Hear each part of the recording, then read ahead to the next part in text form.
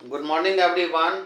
आज मैं काफ़ी इम्पोर्टेंट पॉइंट डिस्कस करने जा रहा हूँ। देखिए, न्यूटन्स लॉ ऑफ मोशन हम पढ़ रहे हैं, उसमें आज हम डिस्कस करने हैं कुछ मिसकंसेप्शन के बारे में। न्यूटन्स लॉ ऑफ मोशन में कुछ पॉइंट में मिसकंसेप्शन लोगों से हो जाता है, हमसे भी हो जाता है, स्टूडेंट से भी हो जाता है, किसी से होता है। वो क्या क्या मिसकंसेप्शन है वो हर पॉइंट को हम आज डिस्कस करने जा रहे हैं, ठीक है।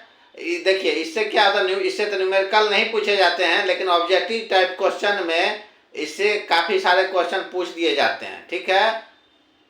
कुछ स्टेटमेंट आपको दे दिया जाएगा, उसमें कौन सा सही है गलत है ये सब पूछा जाता है। इसलिए इस मिसकंसेप्शन के बारे में भी आप लोग को ध्यान देना जरूरी है, ठीक है। वन बाय वन जो है क्या क्या मिसकंसेप्शन है न्यूटन्स लॉ ऑफ मोशन में, क्या क्या मिसकंसेप्शन हो जाता है लोगों से और उसका रियलिटी क्या है वो हम आज डिस्कस करने जा रहे हैं। देखिए क्या पढ़ने वाले हम, misconception in Newton's law of motion.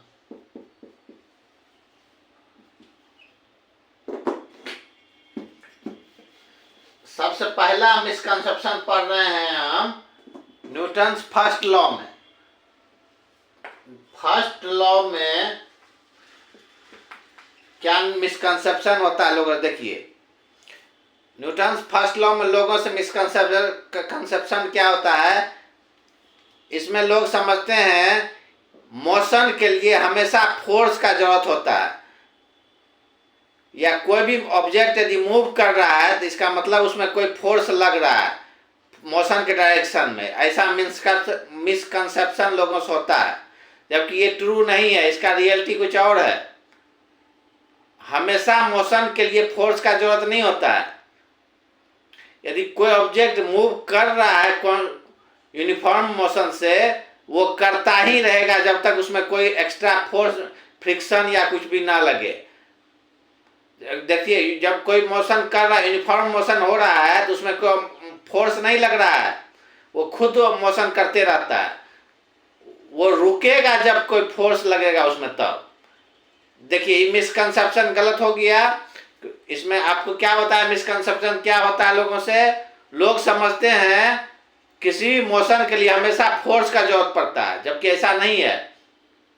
दूसरा मिसकंसेप्शन, यदि कोई चीज मोशन में है तो इसका मतलब लोग समझते हैं उसमें कोई फोर्स लग रहा है, जबकि ये भी नहीं है।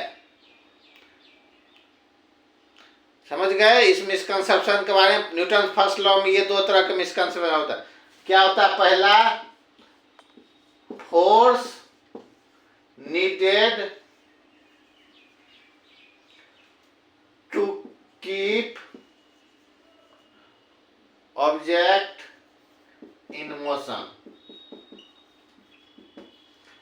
दूसरा होता है if an object in motion there must be a force applied in its direction। दो मिसकंसेप्शन न्यूटन फर्स्ट लॉ में हम दो मिसकंसेप्शन डिस्कस कर रहे हैं। पहला क्या बताया आपको, a force is needed to keep an object in motion. किसी मोशन के लिए फोर्स की आवश्यकता होती है, जबकि ये गलत है। और दूसरा मिसकंसेप्शन क्या, if an object in moving motion there must be a force acting on it director. ये भी गलत है। यदि कोई मोशन यूनिफॉर्म मोशन, कोई ऑब्जेक्ट यूनिफॉर्मली मूव कर रहा है, इसका मतलब उसमें कोई फोर्स नहीं है, ठीक है। फोर्स जैसे ही लगेगा उसमें एक्सीलरेशन आएगा या तो मोशन स्पीड आएगा, ठीक है। ये दो मिसकंसेप्शन फर्स्ट लॉ में आपको डिस्कस किए, ये सब ध्यान रखिएगा। अब न्यूटन सेकेंड लॉ में हम मिसकंसेप्शन डिस्कस करते हैं।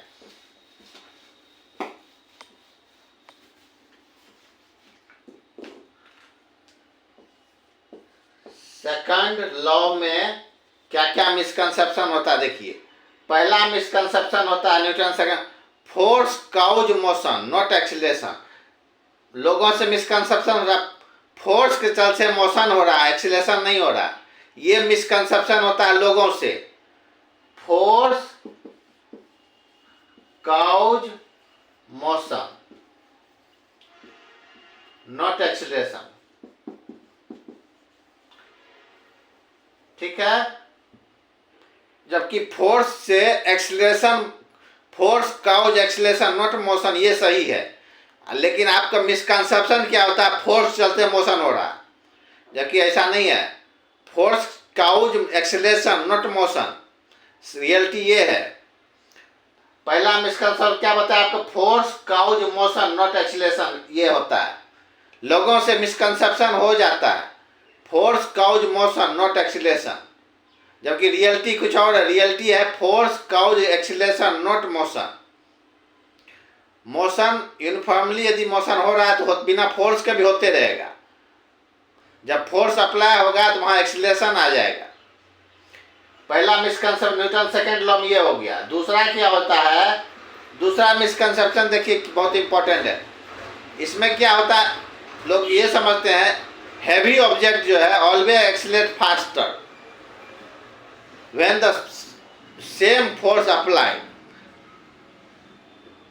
कोई दो ऑब्जेक्ट है जिसपे सिमिलर फोर्स लग रहा है, तो लोग ये समझते हैं कि जो हैवी वाला ऑब्जेक्ट है वो ज़्यादा एक्सीलरेट करेगा कम वाले से, जबकि ऐसा नहीं है। देखिए वो कैसे, रियलिटी देखिए समझिए। देखिए एक्सीलरेशन बराबर क्या होता है, F बाय एम। देखिए m जितना छोटा रहेगा एक्सीलरेशन उतना ज़्यादा होगा। यहाँ समझ रहे हैं ना, F सेम फोर्स के लिए m यदि छोटा है तो एक्सीलरेशन ज़्यादा होगा, m बड़ा होगा तो एक्सीलरेशन कम होगा। लेकिन लोग उल्टा समझते हैं, हैवियर ऑब्जेक्ट समझते हैं ऑलवेज एक्सीलरेट फास्टर, जबकि ऐसा नहीं होगा। यहाँ से समझ गए, रियलिटी कुछ और है। सेकेंड लॉ में मिसकंसेप्शन दो आपको बता दिए। अब देखिए थर्ड लॉ में मिसकंसेप्शन बता दें। देखिए थर्ड लॉ में जो मिसकंसेप्शन है वो बहुत इंपॉर्टेंट है। इसमें काफी लोग गलती करते हैं। थर्ड लॉ में क्या होता है, देखिए थर्ड लॉ में आप पढ़े हुए हैं एक्शन रिएक्शन होता है तो बहुत इजी चीज है कहना एक्शन एंड रिएक्शन। लेकिन उसमें मिसकंसेप्शन क्या हो जाता है लोग से, लोग समझते हैं action and reaction cancel each other.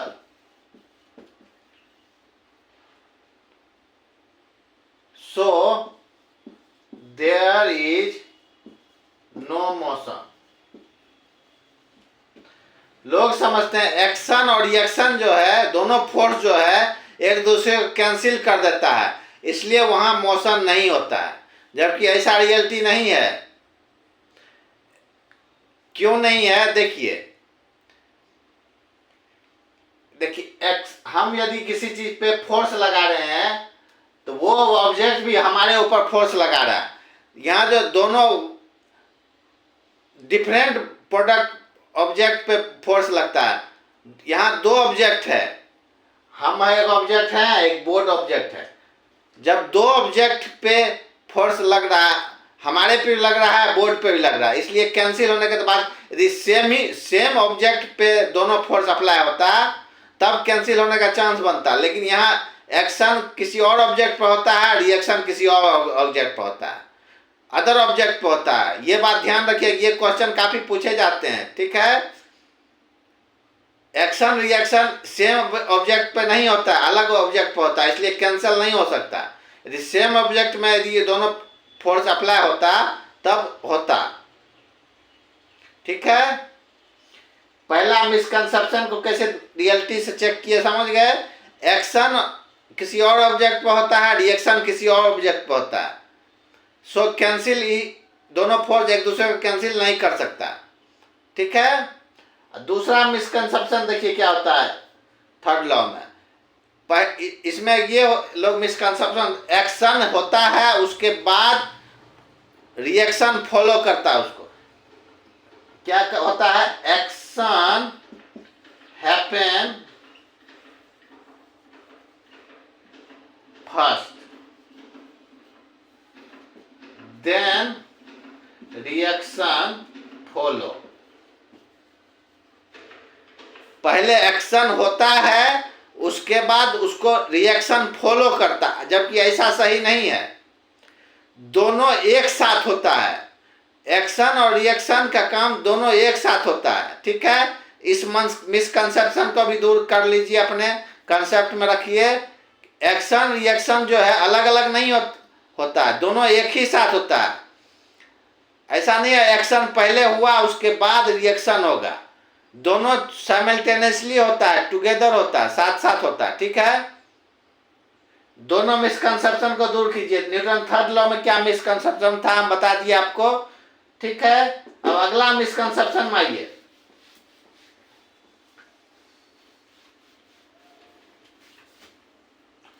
अगला मिसकंसेप्शन इनर्शिया से रिलेटेड है।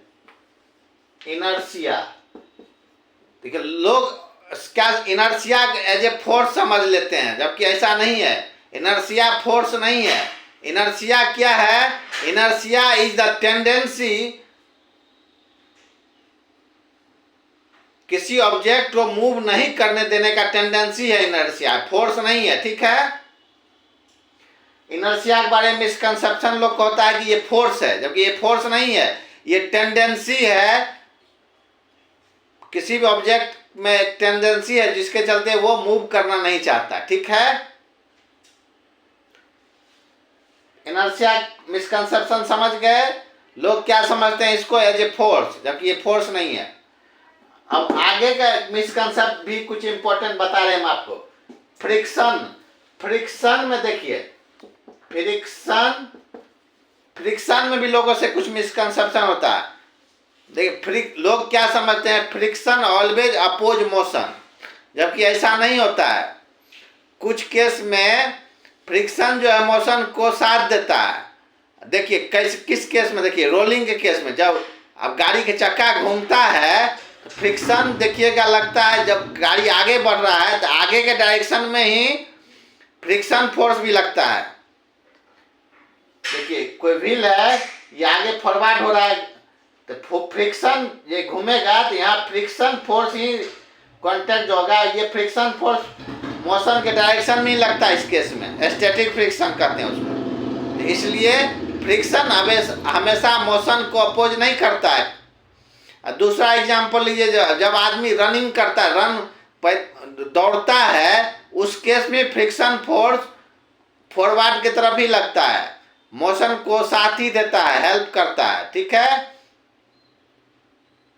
यदि आपसे कहीं का स्टेटमेंट पूछा जाए फ्रिक्शन हमेशा मोशन को अपोज करता है, ऐसा सही नहीं है। ठीक है, फ्रिक्शन के बारे में मिसकंसेप्शन समझ गए। लोग का मिसकंसेप्शन होता है फ्रिक्शन हमेशा मोशन को अपोज करता है, जबकि ऐसा नहीं है। मोशन के डायरेक्शन में भी फ्रिक्शन लगता है। ठीक है, कुछ केस में। अब आगे का मिसकंसेप्शन पर देखिए, वेट और नॉर्मल फोर्स के regarding. Weight and normal force, लोग क्या समझते हैं वेट और नॉर्मल फोर्स हमेशा इक्वल होता है, जबकि ऐसा नहीं होता है।